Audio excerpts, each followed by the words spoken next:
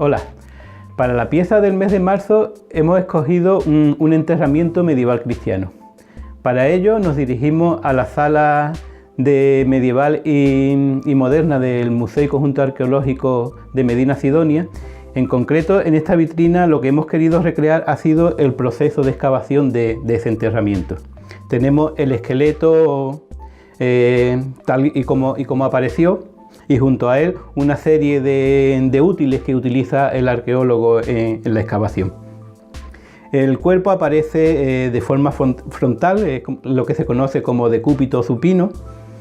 Tiene los brazos flexionados y a la altura del pecho tiene entrelazadas las manos. La cabeza la tiene girada hacia la derecha.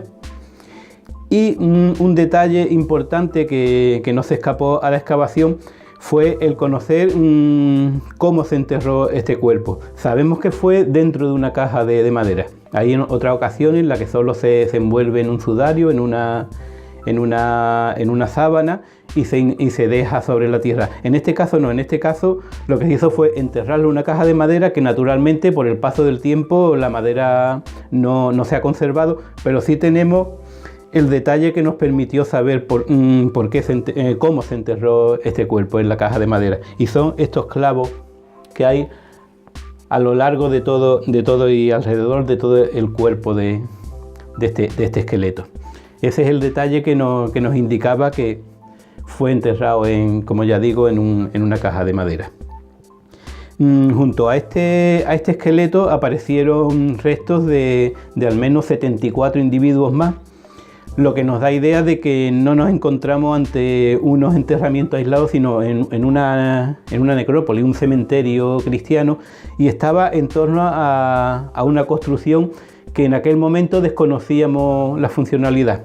Ya un poco más adelante explicaré cuál era la función de ese edificio en torno al cual se enterraron estos cuerpos.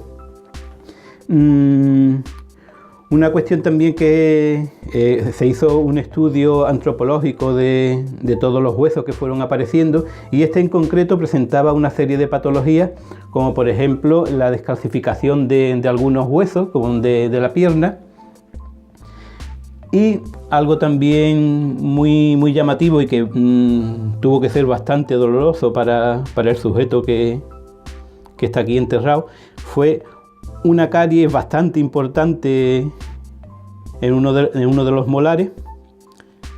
También se descubrió en ese estudio antropológico, y lo vemos aquí que prácticamente tenía perdida la muela, aunque le quedaban todavía algunos rejones y restos que, ya digo, tuvieron que ser bastante dolorosos en vida de este sujeto.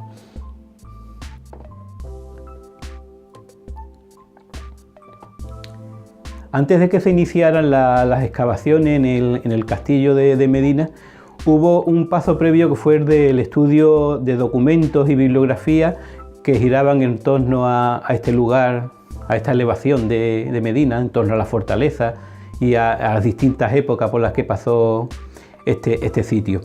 Y había entre esa documentación encontramos un dato bastante significativo que nos tenía hasta el momento de hallar este cementerio con bastantes dudas. Era el de la existencia de una iglesia junto al castillo que se llamaba de Santiago del Castillo, precisamente. No se conocía el lugar exacto, si bien la documentación, como ya digo, la mencionaba en varias ocasiones. En algunos testamentos, la bibliografía antigua también la mencionaba, pero ya digo que no conocíamos el emplazamiento de ese templo cristiano. El hallazgo de este cementerio, junto a unos restos constructivos, nos lleva a pensar que ahí es donde se encontraba esa iglesia, que en torno a finales del siglo XV, principios del siglo XVI, habría desaparecido, y al menos toda memoria material de este edificio se perdió.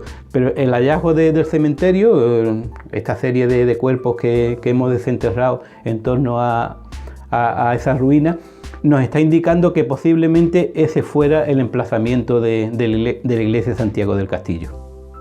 Finalmente, este dibujo de 1541 realizado por Pedro Barrantes Maldonado nos va a dar también una serie de datos sobre esa iglesia de la que venimos hablando y del cementerio en el que aparece el esqueleto que veíamos antes. El emplazamiento de la iglesia estaría delante mismo de lo que era la entrada al castillo, en esta zona de aquí.